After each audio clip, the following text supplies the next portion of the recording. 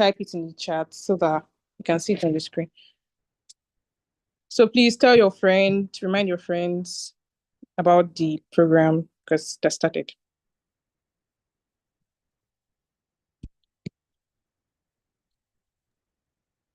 Yeah, I think that the chat may be disabled, but I'm sure we can work around.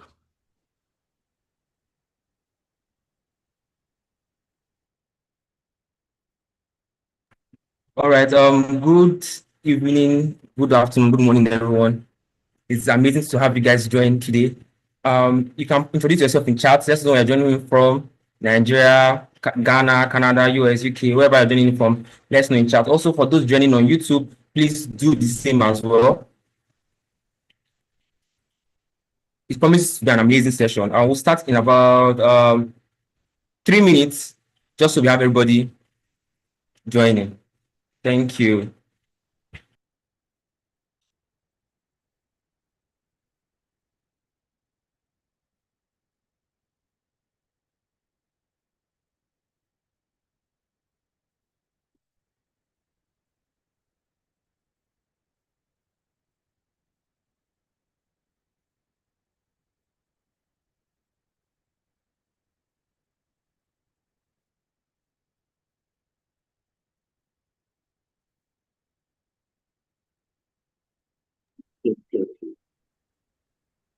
Okay, you guys, introduce yourself.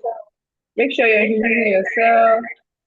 I've seen quite a number of introductions on our chat. I've seen Benedict. Hello, Benedict from Abuja. How are you?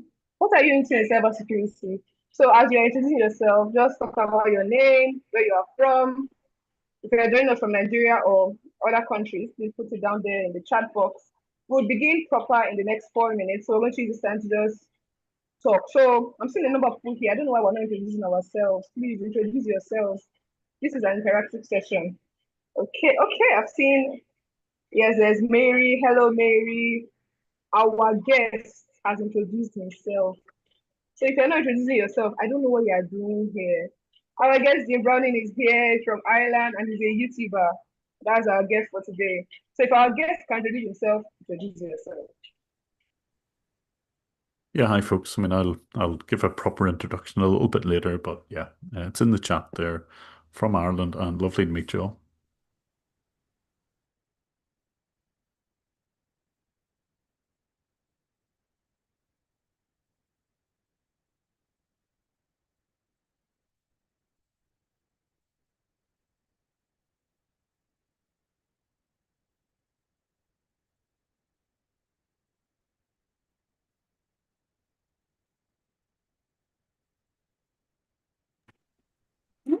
All right, let's keep it coming. You can also head over to YouTube. If you are joining us on YouTube, raise yourself in chat. We're starting in about 3 minutes. It's going to be an amazing session, I promise you. And we have one of the biggest in the game, if not the biggest in the game, Jim Browning, joining all the way from Ireland. We're going to talk about local consequences of global scams, right? So we'll start in about 3 minutes, and let's get ready. Get your notepad, get your pen, wherever you're writing materials, ensure you jot something down, right? Because you're going to get and learn a lot from today's session.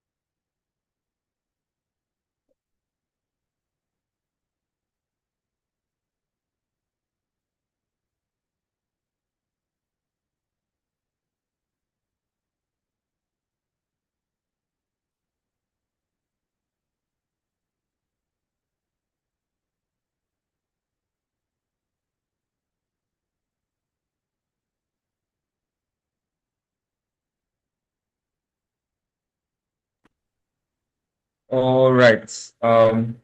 In 1 minute, we will be kicking off. Who is ready? Who is happy? Please send in your favorites. I am ready. I'm excited for this Send session. in your favorite emoji. I want to see the excitement. Yep. All right. I'm counting down already. Yes, let's keep it coming. Let's keep it coming. Yes, Immaculate, Mary, I can see you. And for guys on YouTube, yes, you can drop your emojis too. I'm good to see them. Yes, let's keep it coming. Yes, also you can also share the YouTube link to your friends, tell them to join in. I mean, Yes, the more post the on your merrier. status, do everything. Exactly. Yep. Yes, and we are live now. All right. Good afternoon, good morning, good evening, everyone. Once again, and welcome to this session. This is the 11th month of doing this, and it's amazing. Back to back, every month we have industry leaders and thought leaders come, to give us industry experts and expose us to what's happening in the industry. And it's amazing to be able to do that as a community. The vision for this community is to raise the next generation of cybersecurity professionals, across Africa and even globally. And this has been amazing. We have reached out to over 1,000 students, learners, professionals, across the world: Ghana, Canada, Nigeria, US, UK, India. Right? It's amazing to do this, and I'm happy to have everyone join us.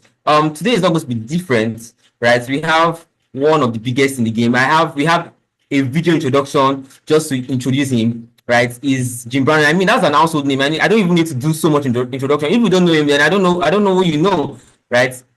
One of the world's leading scam baiters, and he has honored our invitation to be here, and it's amazing. So I want everyone to please give Jimbani a round of applause, virtual applause. We'll get into his introduction now in about 1 minute, and please just keep it coming.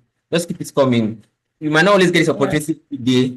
Please just appreciate Jimbani for being here. All right, so we'll go into his video introduction right about now. All right, let's go. Yes.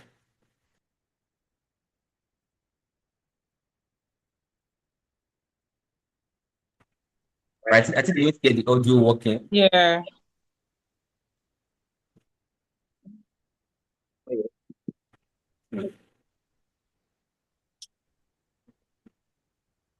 You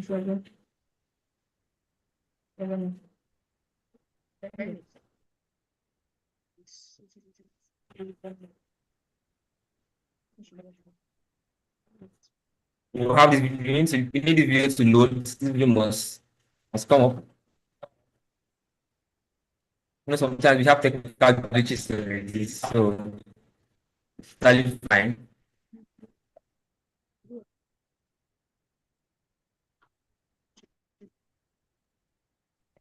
I think with Zoom, and you do have to click a button saying share computer audio. As you do the share, you may have to reshare. Yeah.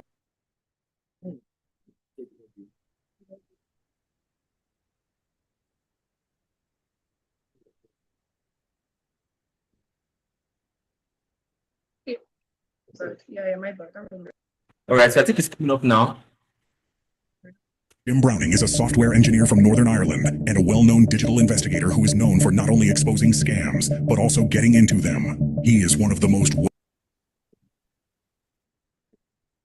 well-known scam baiters in the world. He uses his YouTube channel, which has more than 4.4 million subscribers, as a global digital investigation lab. He has successfully hacked into scam call centers, gotten into their CCTV systems, recorded live operations, and told both the public and the police about their illegal activities. Because of his work, many scam centers have been shut down, criminals have been caught, and big international investigations have begun. He has worked with big media companies like the New York Times, BBC, and Panorama. He has also been in documentaries and on the BBC's Scam Interceptors, Season 5. Governments, police, and cybersecurity experts all over the world trust him as an expert because he knows so much about modern scam networks. Please join me in welcoming Jim Browning. All right, please let's give you a round of applause. That was an amazing video. All right, Mr. Jim, you're up now. Sure. Okay. Thank you very much again. An honor to be here, and thank you very much for the invite to this event. So I've got a little set of slides. I'm just going to share my screen, and hopefully we can have a look at what I'm about to talk about, because I think this is something which maybe all of your audience will have heard of in some shape or form, but it's close to my heart as well, and you'll see why in just a second. Let me just share this with you. 1 second. So there we go. Now I can share. And I'll share the sound as well. There we go. Hopefully you can see my slides. Okay, so again, thank you all for being here. I'm going to talk about cyber extortion because unfortunately this is one of the areas where in my work, which is all about scam baiting and trying to disrupt scammers and putting some of the results onto YouTube, this is an area that I see the scammers tend to come from Western Africa. And that's one of the reasons why I wanted to kind of talk to this audience in the hope that what we can do together is try to combat this sort of scam. So I'll describe exactly what this is. I've got to say as well, this presentation is written by both myself and a guy called Paul Raffaele, who I have borrowed a lot of material from because he is very much an expert in this area. If anything, I kind of like skim over this a little bit, but in my experience, it's one of those scams which is happening more and more often. So it was a nice introduction, and thank you for that. I have a little video of my own, which I'm just going to show you here, which you will see on my YouTube channel, and it kind of gives a little bit of an introduction as to what I do. Now, most of it's been covered, so I'm going to run through this very quickly. The reason why I'm calling is, I don't know if you're aware, but the whole thing is a scam. I can see that the scammers still have access to your computer.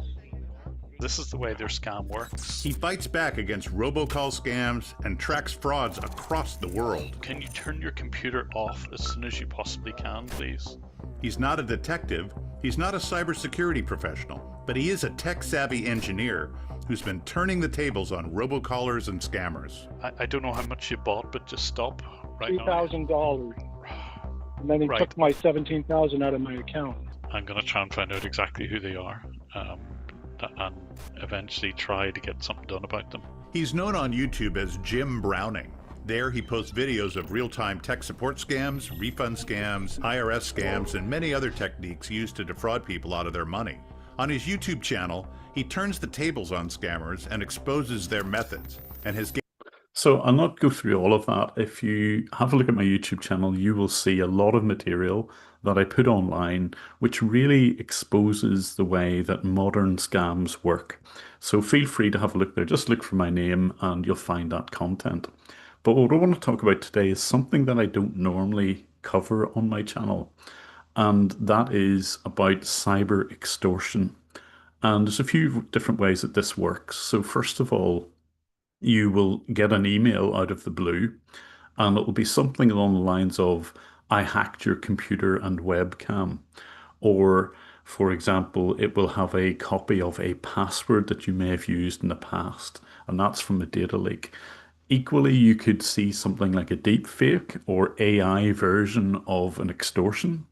And again, it might be a video which isn't necessarily you, but it has your face on it, and they will use that to extort you. And then, of course, there's other social media enabled financial extortion. Pay me or I leak your nude images. And it's that last one that I really want to cover because it's something that is incredibly important and not really talked about enough. And the reason why I'm speaking about it is, and the title of this whole presentation is about a local scam with global consequences. And this, it has got global consequences. And I'm going to talk about the victims of this scam first, because to be honest, this is the most important aspect of it. So this is a collection of really comments on the Reddit group of Sextortion. And Sextortion, if you're not aware of it, is someone who has managed to get the victims' private pictures and is trying to extort them for money. And these are just some of the comments that I've seen in the Reddit sextortion group. I'm going to end it all. I'm scared for my life. I'm only 14 and want to end it all because of this. And even there are cases where, even though these are kids, people will send the whatever pictures they've received to some of their relatives, some of their friends, or will threaten to do so. And you can imagine the impact of this. Up in the top right are personal emails I've received from people who are in the middle of these extortion scams. And it's important to talk about the victims and all of this. If you have never seen one of these are real screenshots from kids' phones who have received this extortion demand. And you can see there, I have your nudes and everything needed to ruin your life. Imagine getting a text like, imagine getting a message like this because you have been chatting with someone who you think will be your girlfriend or your boyfriend. You trust them, and then all of a sudden you get a message like this. On the right-hand side, are you ready to comply? And, there's a little countdown that begins. They're really putting pressure on the people who receive this, all because they've shared pictures, intimate pictures, with somebody they thought they could trust. Here's some more examples. I have your nudes, everything needed to ruin your life. I have a screenshot of all your followers and tags. So in other words, they're saying they have researched this person. They have got a list of their contacts, and ultimately they're going to threaten to send these nude photographs to some of those friends. And these are real pictures of real people who have been victims of this scam. Now, I don't know if this is widely covered in the news, but this guy's name is Jordan DeMay. And almost 2 years ago, he was targeted by scammers, extortion scammers in Nigeria, and they were in Lagos. And this guy took his life in around about 2 years ago. And because of that, and it's very rarely that this happens, but it does happen, and that's what I really wanted to kind of talk about today. So, although some of these scams are local, they have profound consequences for the people who are victims of this scam. Now, Jordan was targeted by actually two brothers in Lagos, Samson and Samuel Oshogi. Those brothers and another person were actually subsequently deported to, or they were brought to justice, eventually deported to the US and are behind bars there. But this kid took his life within 6 hours of receiving, actually it was an Instagram, that sort of sextortion demand that you just saw. So, his parents never were even aware that he was being extorted. He didn't know what to do. He did send the brothers money, but they kept demanding more money. And ultimately, he didn't see any way out of this, and he took his own life. But he's far from the only one. This guy is called Evan Bottler. He was just 16 when he was targeted by a similar scam. This is Gavin Guthrie. He was just 17, and he committed suicide after he was sextorted. And this young fellow here was just 13 years old. This is Timothy Barnett. And again, because of a sextortion demand. And this is why it's important to talk about this as a scam, as a crime. It's not often talked about, but I want to take the opportunity to say this is what's happening, be aware of it, and maybe you guys on this call may be able to help in the kind of fight against this sort of crime. And like I say, it's truly global. So although some of the people who are running the sextortion scams, some of them are in West Africa, other countries are involved, but for some reason Nigeria appears top of the list in this sort of scam, this sort of crime. And there is a reason for that, and we'll come on to that in a second. But like I say, the people who are victims of this They can be all over the world. There's Hong Kong mentioned here. Some of the victims are in Japan. Minors generally in that country do not speak up. So if anything, people in other countries where there's maybe more embarrassment, more shame associated with it, are a little afraid to speak up. And unfortunately, this is the reason why this particular scam, this particular crime is so important to talk about. Now, I mentioned about local, so there's been a little bit of research done by my friend who helped kind of bring these slides together. That's Paul Rafili, along with a few people that you can see in this list, where they were looking at the role of Yahoo Boys, and everybody knows what that is. That's kind of a nickname for people who run the older sort of 419 scams, typically in Nigeria, but known as the Yahoo Boys, primarily because they would use Yahoo accounts. But I think everybody in this audience is probably aware of that.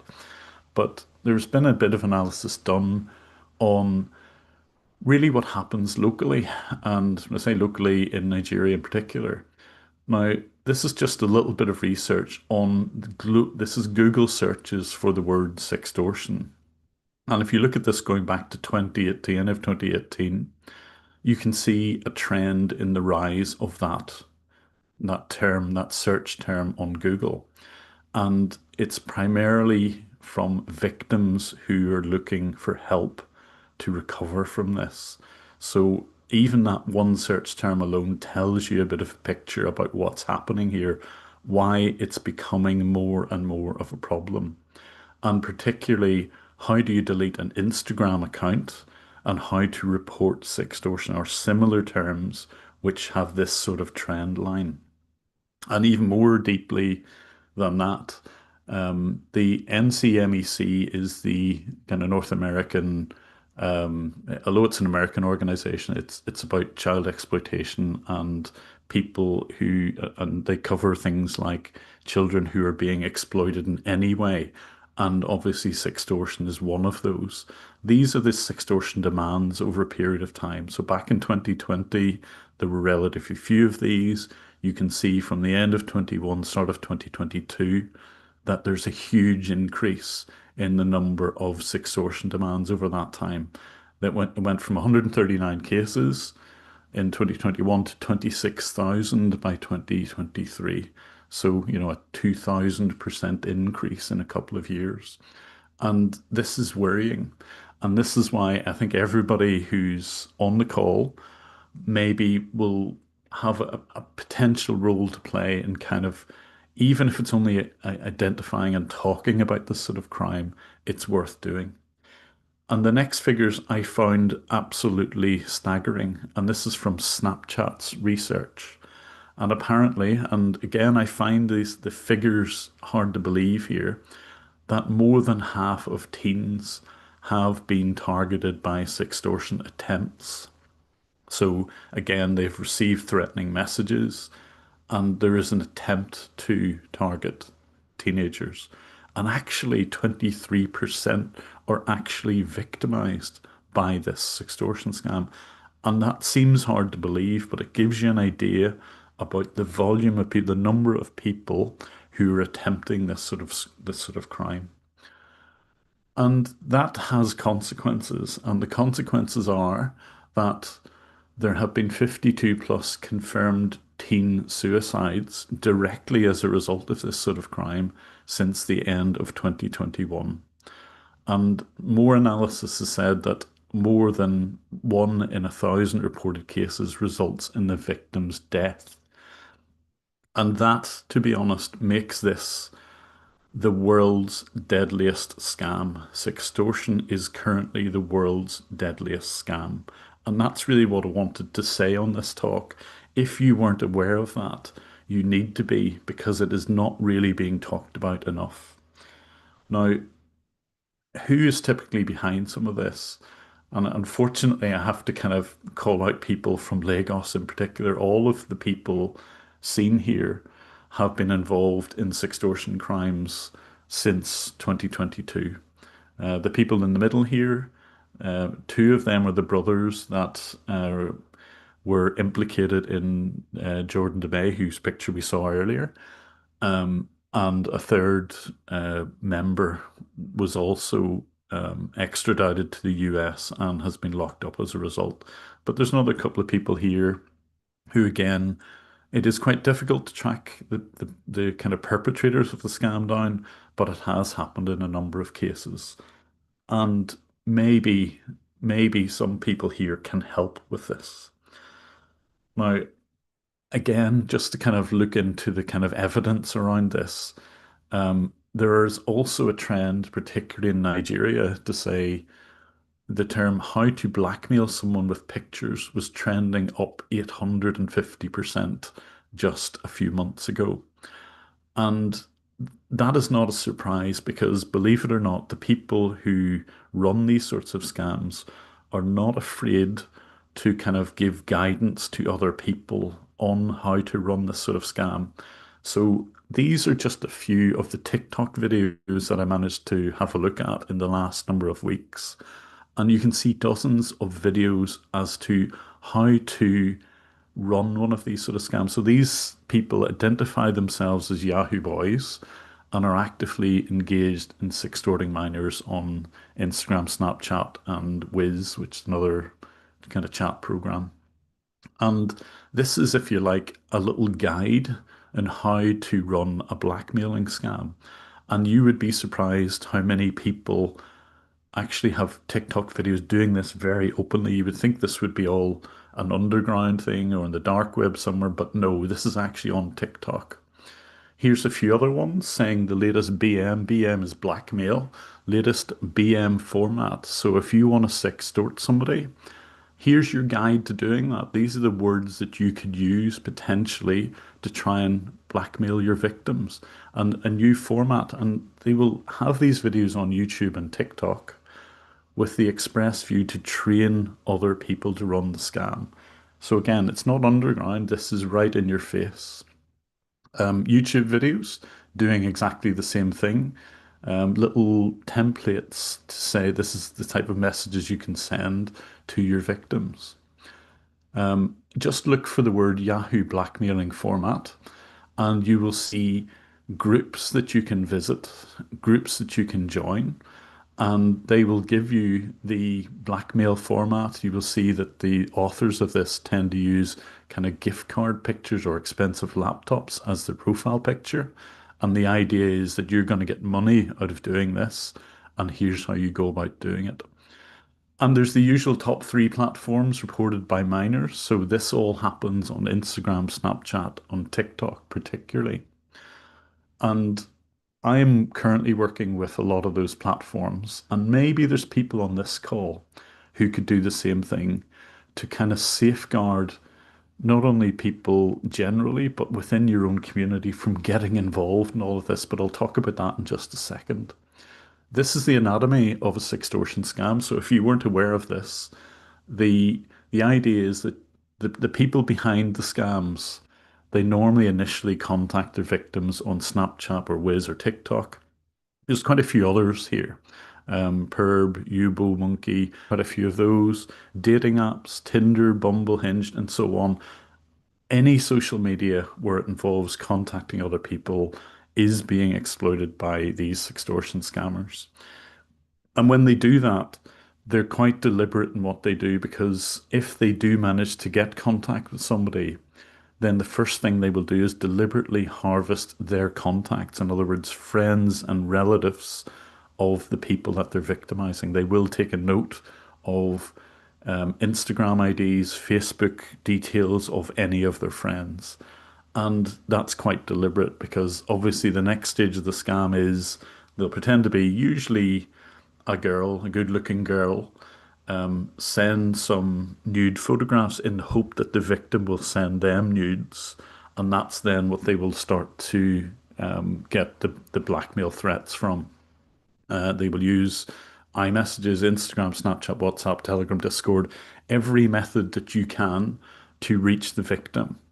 And even if the victim blocks them on any of those social media channels, they will create new accounts and they will attempt the same thing over and over again until they get payments. And ultimately the payments will be typically, you can see the kind of breakdown there. It's usually Cash App or gift cards. But that is the kind of anatomy of this sort of crime. So if you weren't aware of that, that's how it all works. That's how it all folds. But going forward, the guides themselves actually give the blackmailers a way to target people. And for example, there on the left-hand side, you can see that what they attempt to do is join high school groups. So they will create fake accounts, say that they're from a certain high school, and then reach out to potential friends on that. So they're quite deliberately targeting school children. And that's probably about the most shocking element of all of this. They know that the victims will be younger because, number one, the victims don't know what to do and will assume that they will be paid or will have to pay to get rid of the problem. But of course, that's never enough. If you're in this sort of scam, even if you get any sort of payment, you will keep demanding and demanding more and more and more. And if you actually looked for online help for all of this, the scammers not only send these extortion emails and texts to people, but they also set themselves up as others who pretend to be able to help people get out of one of these extortion scams. And here you can see a few examples of that. On the left-hand side there, someone's reached out to a group, in this case on WhatsApp, and this is meant to be a extortion help group. But of course, the first thing they'll do is demand payment to solve the problem. The one in the middle is somebody pretending to be an FBI agent and that they will be able to help somehow. But of course, they will say to them, all they will do is encourage the victim to make a payment. And that's the exact opposite of the real advice. The real advice that if you're a extortion victim is you block immediately, you do not make a payment, and you keep blocking, even no matter how many times they reach out to you. Because even if you paid, that is still no guarantee that they're not going to send the images anyway. So why would you even pay them? But that's the callous part of this scam. Believe it or not, on the YouTube itself, you will see comments below, again, quite openly on the videos which are giving the guidance to other extortionists. How do I get someone to look for a Bitcoin machine? Bro, teach me BM, which is blackmail. Teach me to blackmail. There are requests here from others who are quite happy to get into this game, even though it's got these deadly consequences. So look at the comments. If you want to do your own research, look at the comments from the people who want to get into this. You will see lots and lots of forums for this. Just a bit of cursory research will show groups who typically use gift card, as their kind of cover for all of this, but ultimately it tells you what they're after and all of it. These are real videos from people who are setting themselves up as BM boys. They're not afraid to show their faces, which I find incredible because, why would you even do this? I mean, these guys have to be a little bit stupid, you would think. Either that or they're not worried about the consequences of it. I don't know. But it's incredible that people will actually put their real faces onto YouTube and TikTok videos behind it. So what do we do? And this is maybe where you guys can help me. And honestly, this needs to be talked about, which is why I'm glad of the opportunity to talk to you guys in this forum, and maybe you can spread the awareness as well. Now, I have my role to play. This is one of my colleagues. This guy is called Pleasant Green. He's Ben. I don't know if any of you have seen any of his videos, but just last week he put, okay, from Frida there, and he has dealt with this quite a number of times. He's kind of a personal impact on this. There's a relative of his who has been sextorted like this, and he has kind of made it his mission in the last while to draw attention to it. I will certainly be doing the same. I haven't put any videos out about this yet, but this is something we all need to talk about. So Pleasant Green, if you ever want to get advice on what to do if somebody is sextorting you, have a look on his channel and there's plenty of advice there. I speak to numerous other organizations, myself and Paul. This is a Bloomberg Business Week, and on their cover was exactly this sort of scam. So it's important that everyone talks about this sort of crime. Paul Rafili, like I say, who helped author a lot of these slides, you will see him on social media, on various news outlooks, on BBC News and Australian news groups here, talking about this. And like I say, it's important to do it. There are TV programs in the UK. This guy is called Jordan Stevens. If you know Rizzle Kicks, the pop group, he's one half of that group, and he actually was sextorted, and he went about and actually made a documentary about his journey to find people who were actually trying to sextort him. I have been involved in a program called Hunting the Catfish Crime Gang, and although this isn't sextortion, this is pig butchering, it operates the same sort of way. Scammers get your trust via dating sites, and in this case, although it doesn't lead to sextortion, the catfish crime gangs, what they do is build a relationship with you, then encourage you to make what will be a fake investment. But again, similar start to it. But we need, and I say we need to disrupt all of this, and this is where I need your help. I work with a lot of different companies to try to highlight this as a problem. I take part in global anti-scam alliances, and we speak to big social media companies to try and get them to help. But equally, as and when I find these scammers, I report them to the relevant police authorities as well. So you will have people like me on your back if you get into this. And I have had some success against other types of scams.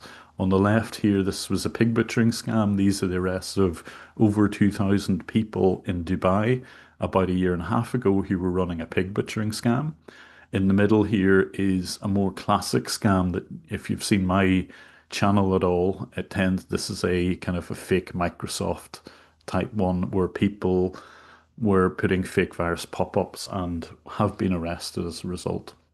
But it's not without risk. When I identify people like this, when Paul does the same thing, then we get threatened. And it's part of the reason why I don't show my face. And apologies for that. I would love to turn my camera on and talk to you without a mask on and things like that. But I can't do it primarily because of this.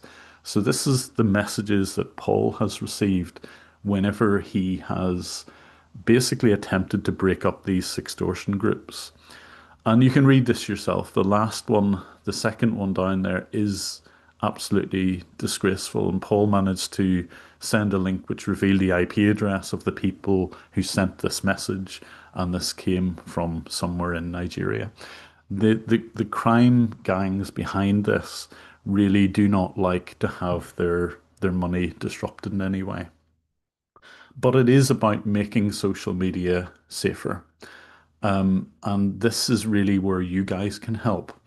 Now, a lot of you are kind of cyber experts. You will work with big companies, and it's important to kind of work with those companies to make them aware of this sort of problem. So Meta, for example, on Instagram, they have been taking action recently, and they have deleted more than 63,000 Instagram accounts, which are primarily in Nigeria and being used for sextortion. So some social media do listen to what we're saying, but perhaps you guys can also help in that fight. This is Snapchat, and Snapchat have been working with groups to kind of look at how the anatomy of that sort of scam actually unravels. And again, if you get a suspicious friend request from a high-risk geography, unfortunately like Nigeria, or if you get a notification about a new friend group, but it's been recently blocked or reported by other people, then you might get a little pop-up on your screen, and that will help at least in the reporting element of all of this. But, there's only so much you can do. When you create a fresh Instagram account, there's no history there, obviously, and it's difficult to spot a lot of this. So reporting and blocking as a facility is always a good thing to have. Now, that said, the videos that these guys put onto the likes of TikTok, for example, they just keep happening. They pop up all the time. There was one that went viral last week, had 2 million views, had 25,000 comments, 25,000 comments from people eager to run the BM, and that is a disgrace. And in the same week, 2 American teens committed suicide by that crime. So it is a big problem, and we need to talk about it. I fight against some social media companies. For example, TikTok are working or said they were working on a feature that allows photo messaging between people. And just about a month ago, that is now another channel which is open to these extortionists. And it's very frustrating when this happens because obviously extortionists are going to use these sort of features to enable their crimes. But what we have to do, and maybe again, you guys can help me with this, is stop the money. Ultimately, it's about money. Okay. It's not really particularly about exploiting teenagers. It's all about getting the money. These are the platforms which are used by the criminals to actually receive money. It's primarily gift cards and cash apps, and people like PayPal and so on are involved. I will be working with those companies. I wish to goodness that gift cards didn't even exist. Okay, but because they do exist, criminals will always exploit that. So anyway, this is the places where if we're going to target anything at all, these are the kind of cash platforms that need to be targeted. And of course, there's kind of red flags that every financial organization, I don't know how many people on the call are involved in any financial institutions, but there should be ways to identify when potential people are falling victim to this sort of scam. So again, could be, look at the geography, for example, if they're first time logins from overseas locations, when normally it's, say, a US account. Or you see a youth suddenly sending money to a suspicious account for the very first time. Not everybody will send cash or buy gift cards destined for somewhere overseas. But do things like be sensible, treat $100 for somebody who's a youth like $10,000 for an adult. Look at when the payments are happening. Look, if you're selling gift cards, about are you getting multiple gift cards in high value amounts? Or just simply look at the messaging and finance apps, and are there anything referencing the word blackmail or photos, for example. I'll not go through this slide because this is just a guide that Paul has made for the financial institutions, but even things like banks are catching on to this. And this is like a little app on the Santander app, which talks about this thing, and it's a good thing. But the very final slide that I have here is about what this means for you, what this means for us as a community as well. This is the largest blackmail operation in human history, and I don't mean that as hyperbole. That is what's happening at the minute. It is a public safety emergency, and it's a national security emergency as well. 1 in 1,000 people take their lives because of this. And that is more, Yahoo Boys have killed more teens in the past 2 years than ISIS has. And I don't mean to exaggerate any of that. That is literally what is happening. And I think we as a community, because we're fighting scams and scammers, you guys are cyber experts, some of you, or will be, and you too can help in this fight. So I'm sorry if that was kind of not a very entertaining version of these slides, but I would just like to thank you for listening to that. And if you have any questions, I'd be very happy to answer them. Thank you.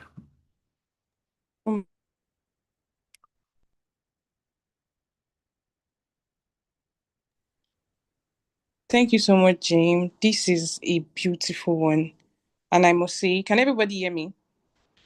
Yes. Yeah. Yeah, I must say I learned a lot. I didn't know that extortion was this bad, it was this crazy.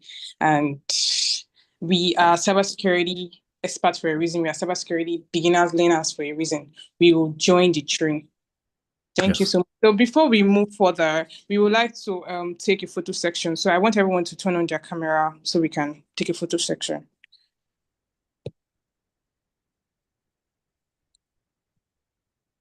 Please turn on your cameras.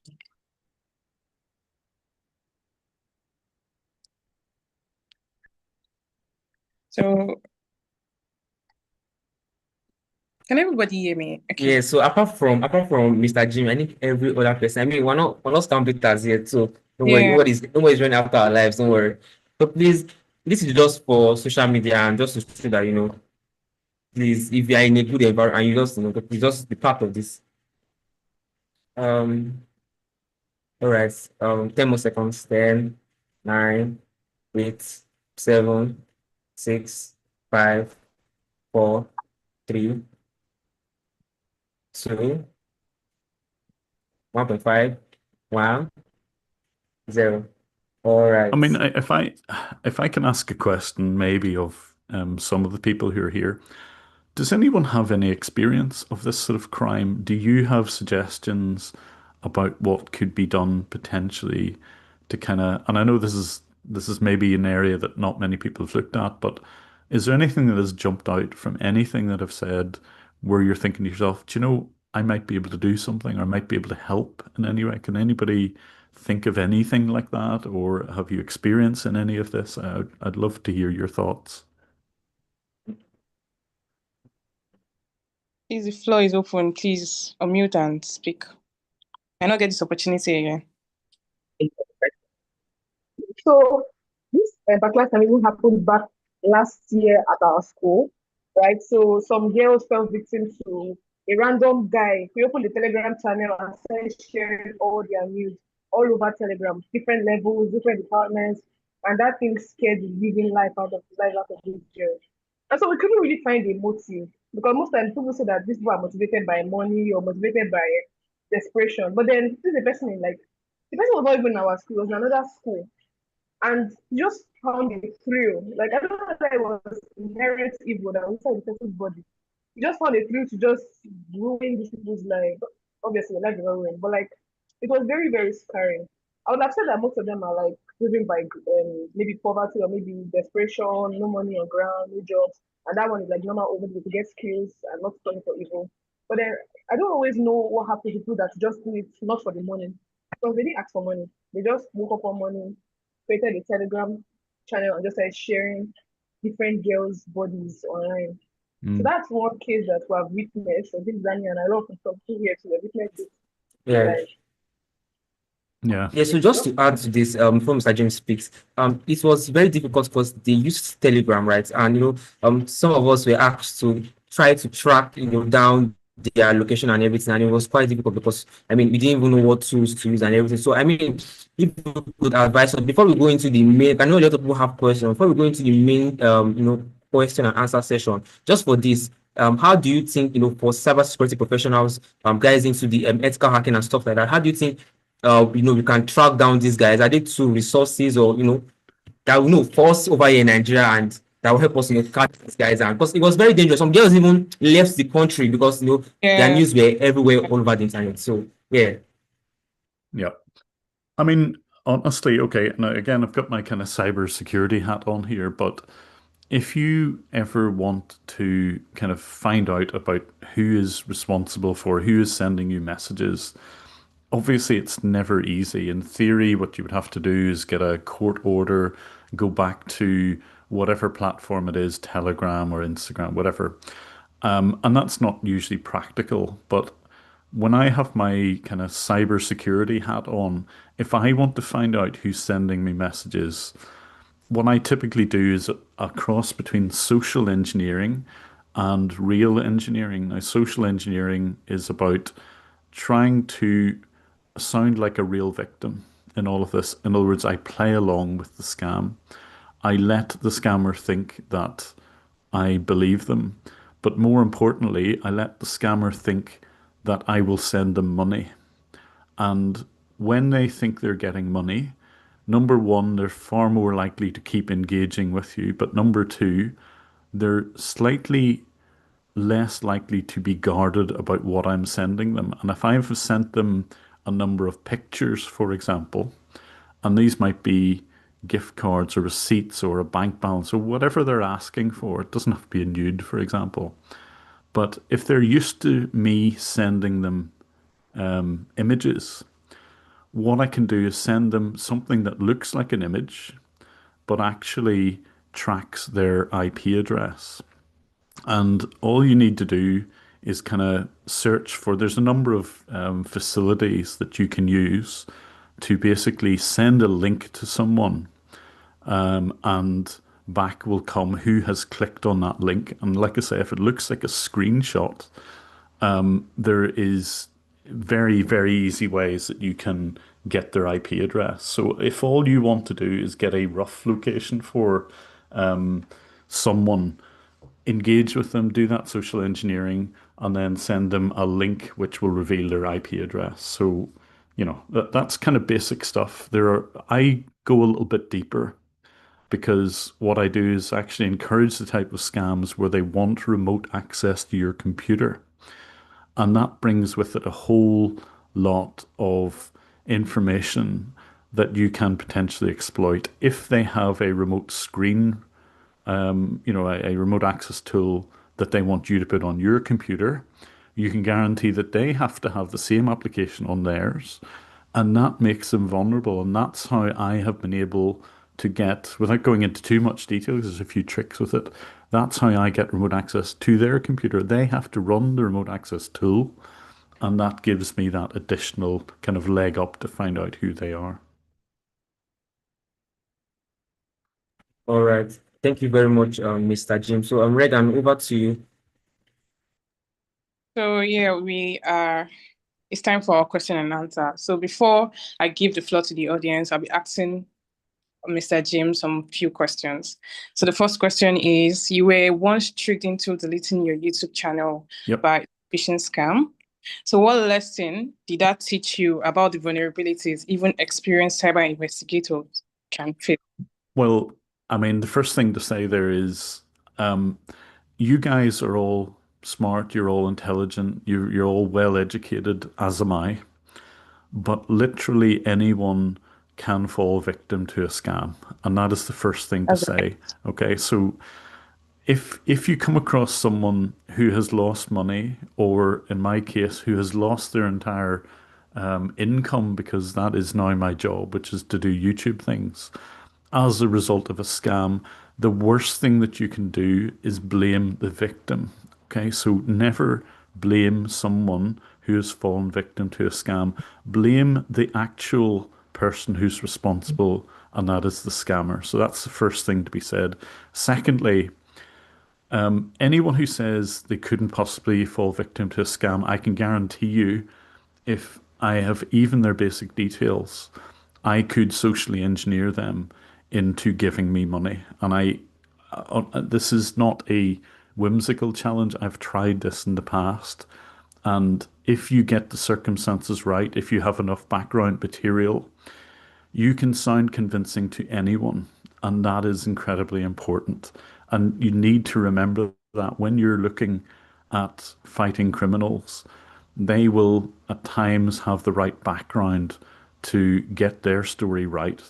And if it's very, very targeted, and you will find that if you work with big companies, it can be very targeted, you need to look for certain warning signs, but they're not always obvious. So this is a very general kind of talk about this, but number one, don't blame the victim. Number two, remember that anyone can be scammed. Number three, there are certain things you can look out for. Approaches out of the blue, someone forcing you not to take your time, someone saying that you don't need to talk to anyone else against it, someone giving you like a password system so that they can talk to you, all hallmarks of a scam, but you just need to be aware of those. And actually, a really easy place to go is a scam baiting channel, because I and a few others cover all of those sorts of scams, and you can just learn a lot even by sitting watching YouTube. All right. Thank you so much. So the second question is, what is the most shocking cyber extortion case you've investigated, and how did it affect the victim locally? Well, one of the ones that kind of sits out for me, and again, well, there's maybe two. One of them was the first time that I saw a scammer turning on a victim's webcam, and I could see an old lady, and she was terribly confused about what was going on. And in the end, it turned out she had dementia. But for me, it was quite obvious, even with a few seconds watching what was going on, it was quite obvious that this lady had dementia. It was quite obvious that she had mental health problems. But the guy who was running the scam, and he was in Calcutta in India, did not care. In fact, he saw this as an advantage because this made his life a little bit easier. He could manipulate her into sending him. In one case, she had already sent him £100,000. That's like $150,000, and she he was in the process of getting another £100,000 from her. And I was able to kind of intervene and got the police involved. Her family knew that she had dementia, but were not able to help her. And what the banks should have been able to do was spot that she was sending those overseas transactions, even though she had mental health problems. The bank should have caught this on. So for me, it was the shock was not so much that this was happening, because I've seen it all before, but the fact that another human being could be as callous as they were and taking advantage of her mental health state. And that, that takes a while to sink in. I've listened to scammers talking to victims, and one lady said that she was blind, registered blind, and had a year to live. And I was wondering if he would try and continue his scam. And the long and short of it is he did. And all of that has an impact on me, because you kind of think all he needed to do was just move on to the next caller. He didn't have to scam someone who had a year to live. He could have just moved on, but he didn't. And I just, for the life of me, can never get my head around that. Yes, some people are desperate. Some people are literally forced into working in a scam camp. There's something called KK Park in Myanmar, where people are human trafficked to these scam camps, have their passports taken away. They are beaten if they don't pull in enough money through scams. That is one extreme. And you have to bear in mind that some scammers are literally forced into it. Some people are desperate enough that they feel they have no choice in all of this. But when you listen to some people where they could move on to the next victim, but they don't, that's very hard to get your head around. So I think for me, that's the most difficult thing about what I do. It's actually watching it happen and trying to put myself into the mindset of the person running that scam. Thank you so much. Daniel, you can speak. Yes, Mr. Jim, just speaking about what you said, I also feel like the law enforcement agencies have a huge role to play. So yesterday I was speaking to somebody, and she said that she worked in a call scam center in Lagos. It was like a 5-story building, and said that every month when the law enforcement agencies come, these Chinese guys, because we're Chinese guys that are doing this big international scams, that they bribe them with almost 10 million naira, 11 million naira, just to have the police get their hands off the case. So now, how do we now tackle this when we even the law enforcement agencies are actually a part of this? How do we, because she said, oh, and they pay them huge amount of money. So some of them 5 million naira, some of them 300,000 naira, just for them to do to work and just send messages to the guys. So how do we now tackle this when we have these law enforcement agencies that are even supporting and ensuring that it grows? Yeah. And that is, to be honest, one of the most frustrating things about what I do. I will report a lot of the cybercrime. Don't forget, if I can get access to somebody's computer, I can see exactly where that computer is, sometimes to within 10, 12 meters. I know exactly where the scam's running from. Sometimes I get access to the CCTV and the webcams and I know who is running the scam. Scammers sometimes put their real names onto their dialing systems. And even though they use fake names when they speak to victims, I'll know who the real names, I'll know who the companies are because I know where the computer is. In other words, I can give the police very detailed information and more than enough to make arrests. Okay, don't forget I record all of what the scams look like. And the thing, and I've done this, put this on YouTube for more than 10 years at this point, and I would say maybe 10% of reported cases at most result in real arrests. And even the guy that you saw at the start of the video that kind of was literally holding hands with a police officer, that guy's name was Amit Chowan, and he ran a fake travel company. It was really a front for really a kind of Microsoft pop-up scam. And he was making literally millions through that. And the guy is a millionaire. I had detailed recordings of what he did. I had PayPal instances where the victim would pay directly to his company with his name as the CEO. In other words, I gift wrapped a case from beginning to end to the police in India. And the long and short of it is when it actually went to court, the police offered no evidence whatsoever, even though all they needed to do was contact PayPal to say, can you give us some evidence that this guy, you didn't have to take it from me at all. Can you give us some evidence this guy has been scamming? And they didn't do that. And you have to wonder why that is.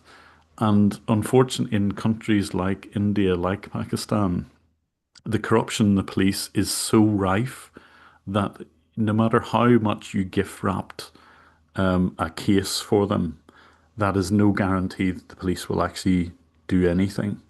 And that's the most frustrating part of all of this. And sorry, this is a very long-winded way of answering your question, but the whole idea is, even though you know that there's going to be some corruption there,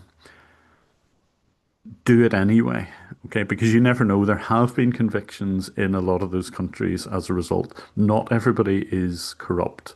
And at the end of the day, sometimes, even if there is no action by the police, it is almost as bad for those criminal groups to have a YouTube video touching their companies. You can see who's behind it.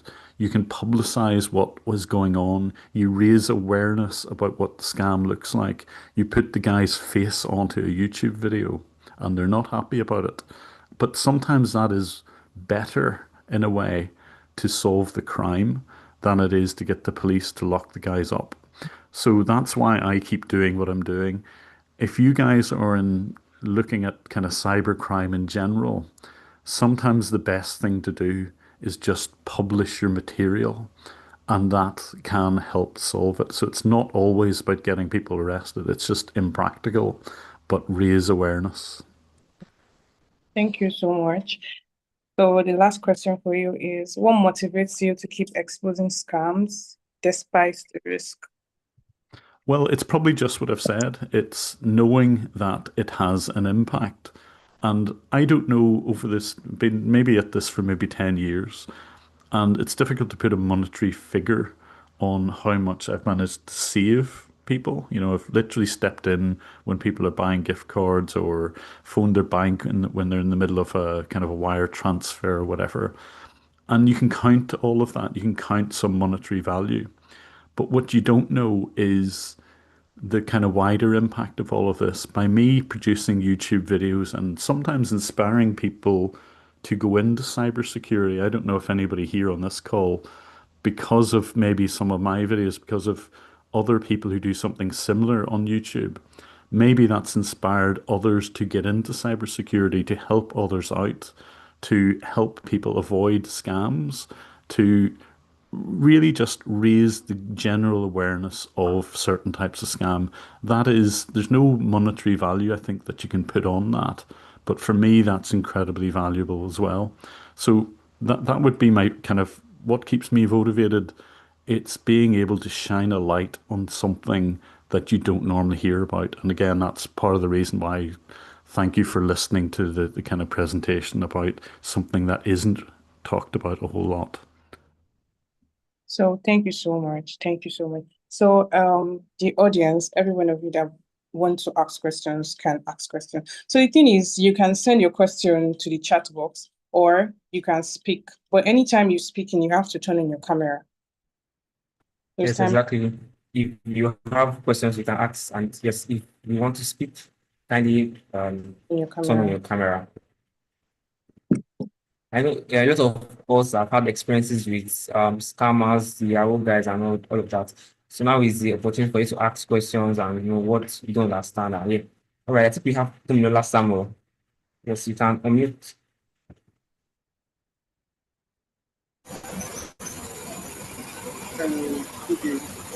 Yeah, we can. Yep, we can hear you. Thank you for the presentation. Okay, my question goes to how do people, those that are not well educated about this AI scam, how do they prevent it, or uh,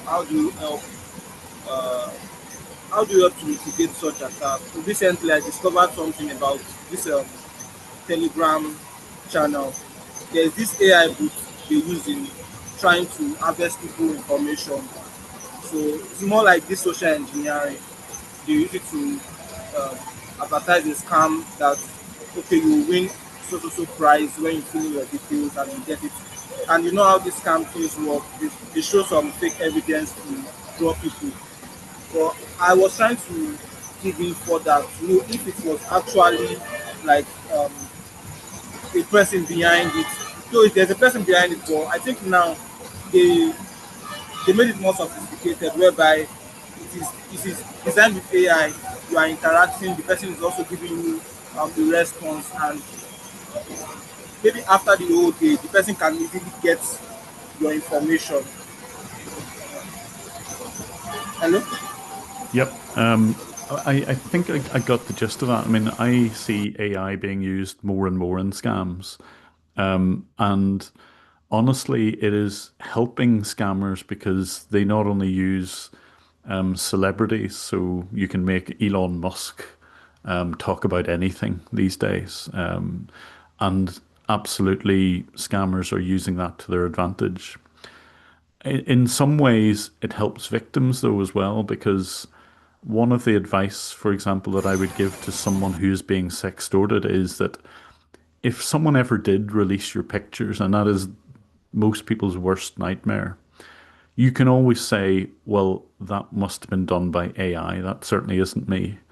And in one way, like that dampens the effect of what the worst case scenario would be for that. So I know you asked specifically about AI, but like I say, AI is just a tool. It's a tool for all of us.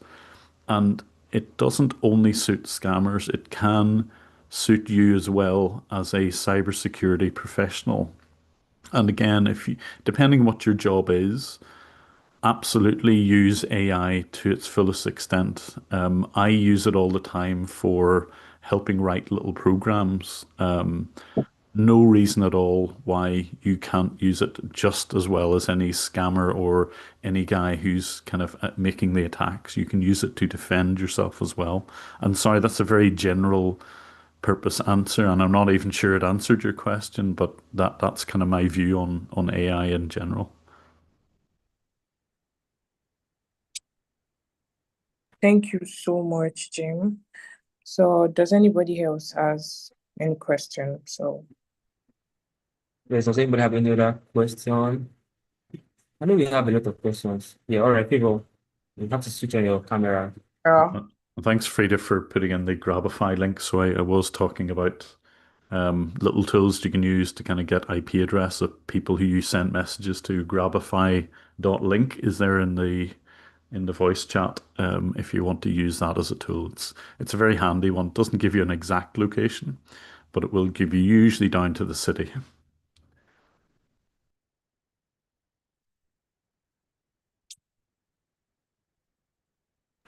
All right, people, you can speak now. Okay. Hi, everyone. Good day. Thank you so much, Jim, for this section. I just want to ask, can everyone hear me? Yeah, we can. Okay, so how do you stay, like when you are in his cameras, like in his environment, how do you stay undetected, and what operational security do you put in place when engaging with these scammers so they don't like detect you or probably retaliate when they find out who you are? Yeah, that's a good question. I could answer some of those questions very technically, okay, but I'm going to give you the basic answer. And the reason why I don't go into too much detail to answer that is I actually don't want scammers to know exactly what. So I generally keep the real detail to myself. But in general, when I engage with scammers, and specifically when I let them onto my computer, it's a virtual computer, it's a VM, and it's set up so that it has no personal information whatsoever on there. And that's the kind of most basic level. I run a VPN on the host PC. So there are only really two ways that a scammer would be able to find out anything about me, and that would be to break out somehow of the VM. So they'll connect to my computer. You can, and there's always a danger that if you just type in maps.google.com, you can find out pretty quickly where that computer is. So I run a VM on the, or at least a VPN on the main host. So even if a scammer was on the computer and he ran up Google Maps, they would see a completely different location. And like I say, no personal files on there.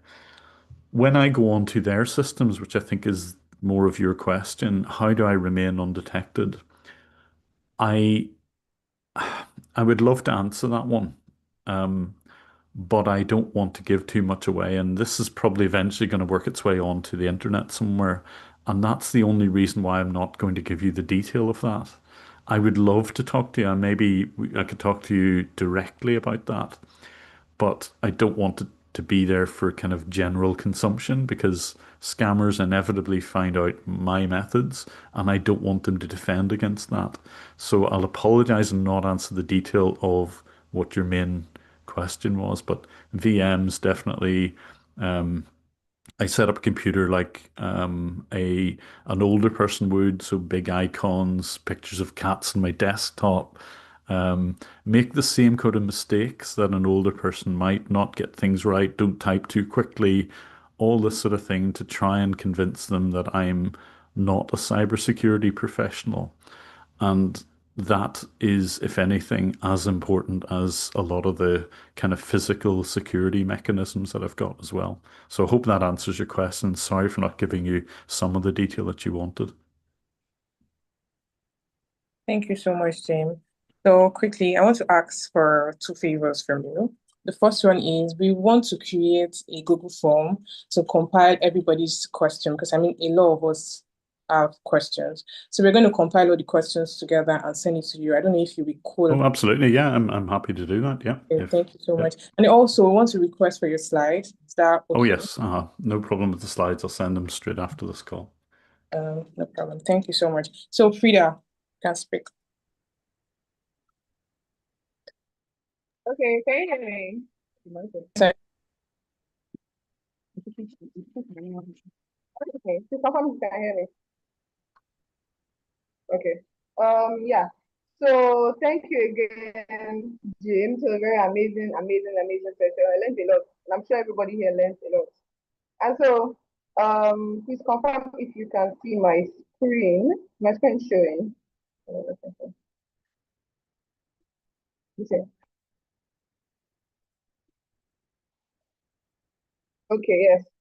So as we do in every session, we announce the next session that's going to come up. And so we've had so many amazing sessions from December last year on to November, that's today.